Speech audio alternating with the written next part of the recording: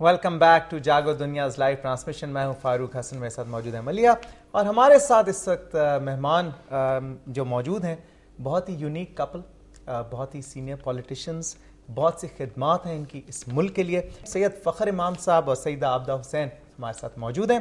تو جناب اعزازات سے ان کے کریئرز بھرے ہوئے ہیں. سب سے پہلے بہت بہت خوش آمدید, بہت شکریہ ہمیں یہاں پہ جوائن کرنے کا. صبح آج ہم نے آپ کو انوائٹ کیا ہے. بہت سے لوگ ملنا چاہ رہے تھے, بہت ریکویسٹ آ رہی تھی, ہم نے پہلے بھی کوشش کی, but finally we got you. Abida ji, آپ سے سوالات کا سلسلہ میں شروع کروں گا. اگر میں آپ کا پولیٹیکل کریئر دیکھتا ہوں, سن 1971 میں میرے خیال میں آپ پاکستان پیپلز پارٹی سے وہ شروع ہوا. اس کے بعد آپ نیشنل ڈیموکریٹک پارٹی میں بھی رہیں, پھر آزاد کچھ عرصہ, پھر پاکستان مسلم لیگ نواز آپ نے جوائن کی, پھر پاکستان مسلم لیگ کاف آپ نے جوائن نہیں کی, مطلب قائم کی. اس کے بعد پھر آزاد حیثیت میں آ گئیں, اور پھر پاکستان پیپلز پارٹی میں.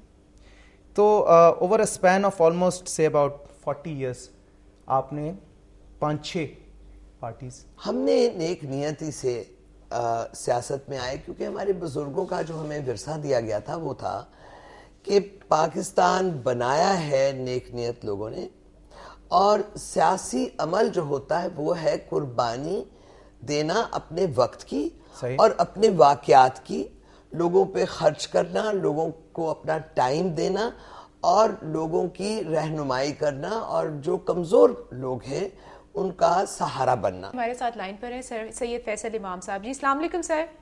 السلام علیکم جی. جی وعلیکم السلام سر, کیسے ہیں آپ؟ مہربانی جی. سر کچھ کہنا چاہیں گے؟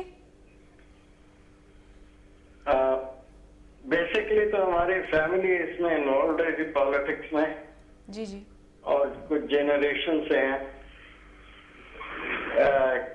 قیام پاکستان سے لے کے اور اس سے پہلے بھی اور آج تک چل رہے ہیں. تو ہمارا تو یہ فریضہ ہے کہ ہم پاکستان کی خدمت کریں. جی جی. ہم نے اسے کچھ لینا نہیں ہے, ہم کوشش ہی کرتے ہیں کہ ہم کچھ اپنا ٹائم بھی دیتے رہیں اور کچھ اپنا کنٹریبیوشن بھی کرتے رہیں. تو کئی لوگ پاکستان میں آتے ہیں جنہوں نے یہاں سے کچھ لینا ہو, اور کچھ لوگ ایسے ہوتے ہیں جنہوں نے پاکستان کے لیے کچھ دینا ہوتا ہے. جی جی. تو ہمارا ایٹیٹیوڈ یہ ہے کہ ہم جو کچھ اس ملک کے لیے کر سکتے ہیں اور کرنا چاہتے ہیں وہ ہم کرتے رہیں گے. بہت شکریہ آپ کا جوائن کرنے کا. صبح بخیر, ہیو اے گریٹ ڈے. انہوں نے بھی انڈورس کیا اسی بات کا جو کہ بی بی صاحبہ بھی ہم سے کر رہی تھی پہلے ہی, کہ یعنی کہ ہمارا کام جو ہے وہ دینا ہے, ہمارا کام کبھی لینا نہیں رہا. اور اسی پرپس اور اسی ایم کے تحت آپ دونوں کام کر رہے ہیں. فخر صاحب, پولیٹیکل انسٹیبلٹی جب سے ڈیموکریٹک گورنمنٹ آئی ہے ایک رہی ہے, صدر صاحب کے حوالے سے بھی کبھی ہر 3 مہینے بعد کوئی کہتا ہے جی یہ ہو جائے گا, سسٹم ڈیسٹیبلائز نہیں کرنا چاہتے, ایک کہتا ہے کہ جی کرنا چاہتے ہیں, مختلف باتیں ہو رہی ہیں. آپ پولیٹیکل سینیریو کو کیسے ویو کرتے ہیں جو آج کل کا کرنٹ پولیٹیکل سینیریو ہے؟ دیکھیں جی, بنیادی بات یہ ہے کہ پاکستان ایک وفاق ہے, ایک فیڈرل فارم آف گورنمنٹ ہے, اور وہ ایک بیسک سٹرکچر ہمارے آئین کا حصہ ہے. اور جمہوریت میں جس بات سے ہمیں دشواری پیدا ہوئی 71 میں اور اس کے بعد بھی مختلف ادوار میں, اس کی ایک وجہ تھی کہ یہاں شیئرنگ آف پاور کا مسئلہ ہے. اور جمہوریت میں فرق یہی ہوتا ہے کہ ایک شخص کے پاس ٹوٹل پاور نہیں ہوتا, شیئرڈ پاور ہوتا ہے, جیسے کہ پاور کا کانسیپٹ ہے. جی جی. اور وہ میں سمجھتا ہوں کہ یہ خوبصورتی ہے پارلیمانی نظام حکومت میں. اس وقت یہ ٹھیک ہے کہ وہ کلاسک پارلیمانی نظام حکومت ہمارا نہیں ہے. 18ویں جو ترمیم آنے والی ہے اس کے ذریعے مجھے امید ہے کہ ہو جائے گا. بی بی صاحبہ, آپ سے پوچھنا چاہوں گا, آپ سینٹرل ایگزیکٹو کمیٹی کے ممبر ہیں, آپ نے کہا کہ بہت زیادہ آزادی ہے ہمیں بات کرنے کی اور بات کرتے ہیں. یہ جتنے بھی کرپشن کے, بیڈ گورننس کے, یا ایسے ایشوز جو عام لوگوں کو افیکٹ کر رہے ہیں, مہنگائی ہے, بجلی ہے, اس کے علاوہ اب جیسے فائنانس منسٹر کا ایشو میں نے آپ کو بتایا, اب جو نئے انکمبنٹ جن کا نام آ رہا ہے وہ بھی کوئی لوگ کہتے ہیں جی پریزیڈنٹ کیمپ کے آدمی ہیں, یہ چیزیں ریز ہوتی ہیں سینٹرل ایگزیکٹو کمیٹی میں, اور ان پہ کیا رسپانس آتا ہے فرام دا لیڈر؟ جی دیکھیے, مہنگائی کا ایشو جو ہے وہ تو سبھی اس کے بارے میں کنسرن محسوس کرتے ہیں, اظہار بھی کرتے ہیں, اور اس کے بارے میں جو ہمارے اعداد و شمار ہیں، جو حقائق ہے، جیسے فخر امام نے کہا کہ ہم نے تو اپنی بکس بیلنس کر دی ہے نا، کہ جتنی ہماری آمدنی ہے اس کے مطابق ہم خرچ کریں. اگر ہم ایک آزاد ریاست کہلانا چاہتے ہیں، اس وقت پرابلم جو ہے وہ یہ ہے، اور اس کا ذکر ہوتا ہے ہماری جماعت میں خاص سنجیدگی سے، وہ یہ کہ ہمارا جو امپورٹ بل ہے تیل اور گیس کا، وہ بہت اس کا خرچ بڑھتا چلا جا رہا ہے، کیونکہ تیل اور گیس کی قیمت بین الاقوامی منڈی میں پاکستانی تو نہیں طے کرتے نا، نہ پاکستان کی حکومت طے کرتی ہے، یہ تو ایک مارکیٹ میکنزم ہے. اب اس تیل اور گیس کی بڑھتی ہوئی قیمت جو ہے اس کی وجہ سے پھر برڈن شیئر کرنا پڑتا ہے ساری عوام کو، اور کچھ لوگ ہیں جو کہ افورڈ بہت کم کر سکتے ہیں انکریز، کچھ لوگ ہیں جو کہ سہ لیتے ہیں.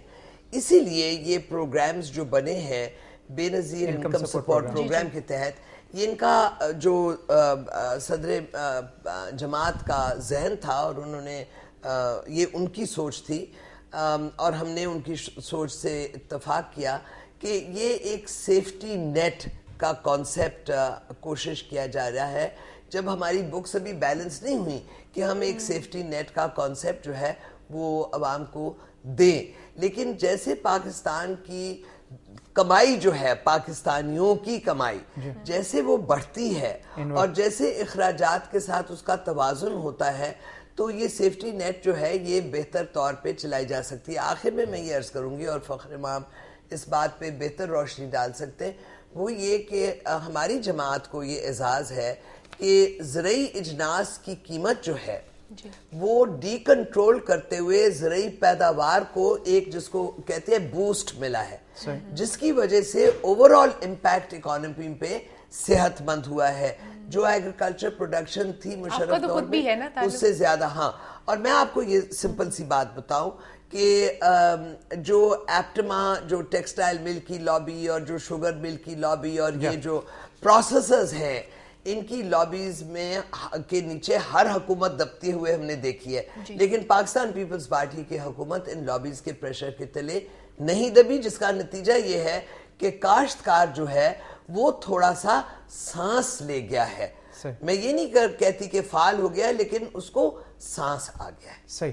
تو بیسکلی آپ نے جنرلائزڈ ایشوز کی بات کی، آپ نے کہا یہ ڈسکس ہوتے ہیں، اسپیسیفک ایشوز بھی ڈسکس ہوتے ہیں، کوئی خاص پرسنالٹیز یا کوئی خاص ایشو جو چھوٹے موٹے ہو رہے ہوتے ہیں وہ بھی ڈسکس ہوتے ہیں، اس پہ انسٹنٹ ریئیکشن ہوتا ہے. اگر آپ کا یہ کہنے کا مطلب ہے کہ یہ پوچھا جاتا ہے کہ کون سے ہمارے میں آپس میں کس کو ہم اچھا جانتے ہیں، کس کو برا جانتے ہیں، تو ایسا فری ڈسکشن تو نہیں ہوتا، لیکن مجھے پارٹی لیڈر کے ساتھ گفتگو کا ایک موقع حاصل ہوا، اور میں امید کرتی ہوں کہ مجھ سے ناراض نہیں ہوں گے کہ میں اگر یہ قوم سے شیئر کر لوں کہ انہوں نے میری رائے دریافت کی کچھ لوگوں کے بارے میں، تو میں نے کہا مجھے وہ بھی پسند نہیں ہے، تو وہ بھی پسند نہیں ہے، تو وہ بھی پسند نہیں ہے.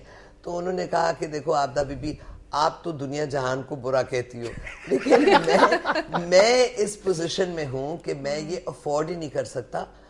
پاکستانی قوم ساری کو میں نے اپنے گلے لگایا ہے، اور میں سب کا احترام اور خلوص کرتا ہوں.